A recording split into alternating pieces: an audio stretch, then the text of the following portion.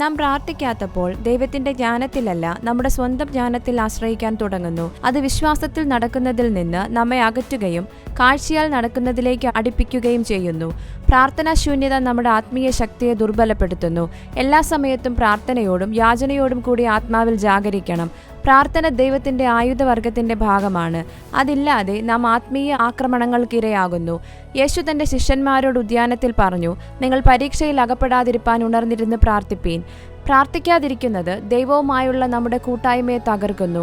ക്രിസ്തുവിൽ നമ്മുടെ ബന്ധം സുരക്ഷിതമാണെങ്കിലും പ്രാർത്ഥനയെ അവഗണിക്കുമ്പോൾ നമ്മുടെ കൂട്ടായ്മയ്ക്ക് കേടുപാടുകൾ സംഭവിക്കാം. പ്രാർത്ഥനയില്ലായ്മ നമ്മുടെ സമാധാനം കവർന്നെടുക്കുന്നു. നമ്മുടെ ഭാരങ്ങൾ ദൈവത്തിന് കൈമാറുകയും അവന്റെ സമാധാനം സ്വീകരിക്കുകയും ചെയ്യുന്ന രീതിയാണ് പ്രാർത്ഥന.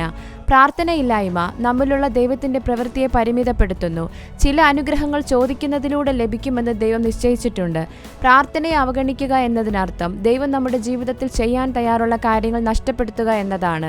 നിങ്ങൾ പ്രാർത്ഥനാശൂന്യതയിലേക്ക് വീണു പോയിട്ടുണ്ടെങ്കിൽ അനുദപിച്ച് മടങ്ങുക.